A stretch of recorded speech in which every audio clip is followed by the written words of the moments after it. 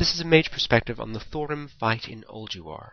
To begin the fight, the raid attacks the giant Jormungandr worm in the arena, burning him down. Once those are down, you can AoE the additional humanoids.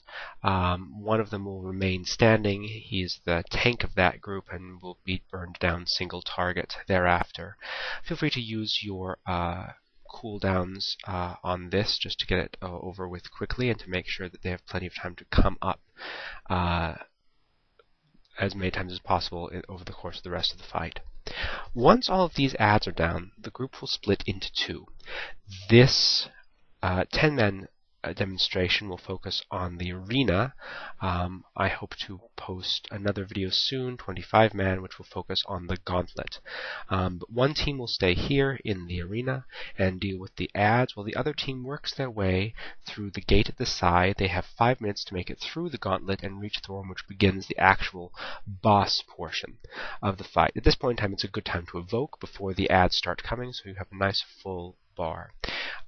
The adds will be tanked here in the center circle. You never want to leave that circle, or you will be prone to being hit by lightning damage from the orbs on the sides of the room. Because you'll be in the center of the circle, you will be hit by Thor's lightning hammer, which will slow down casting time and interrupt you. That's just fine. It's better than being hit by the lightning from the orb, so stay within that circle. When the adds appear, you want to AoE them down with the little guys. Once those are dead, you want to focus on the evokers. The evokers are the healers, and they need to go down very quickly. They have a runic shield, which can be spell stolen.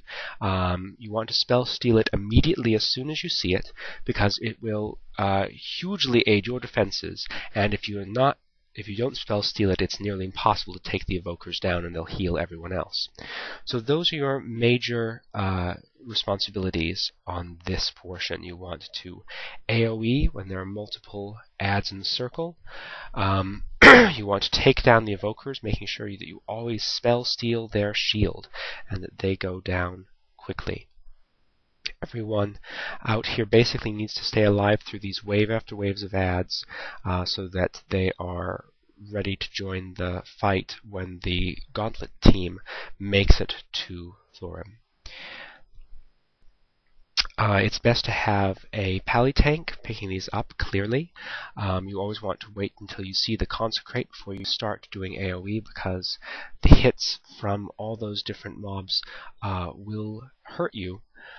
Clearly, even if you do have, as you see, I just stole there, the rune shield. So wait until you see a consecrate when you've got these waves of adds running in, and then AoE them right down.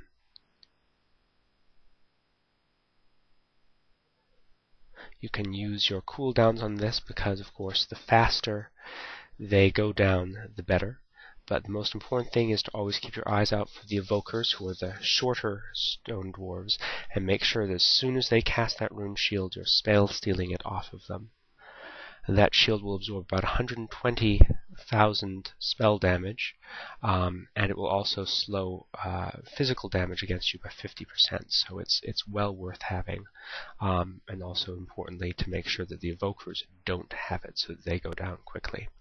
The other large adds will do a whirlwind, so ideally the tank will be picking them up and pulling them slightly to the other side of the circle, but still you don't want to go too far from that central circle, or you'll be hit by lightning. Now, our gauntlet team has made it through, just about, and so Thor is going to be jumping down. You want to get rid of the last wave of adds, and then spread out about the room. During this phase, it is largely for a ranged DPS class, a tank and spank fight.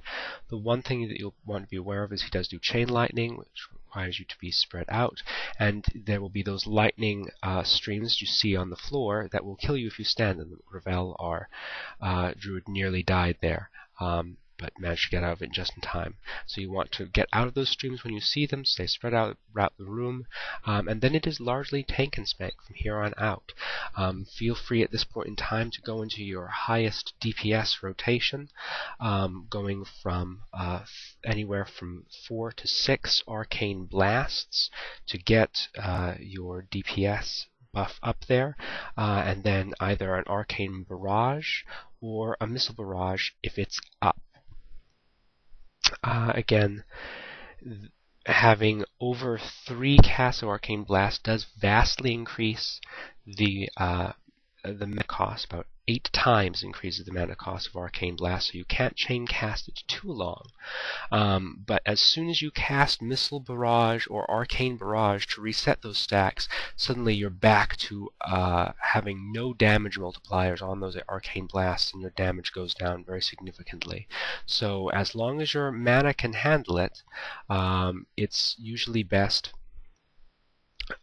to go ahead and cast between 4 and 6 arcane blasts per rotation before you cast one of the other arcane spells to get rid of those debuffs.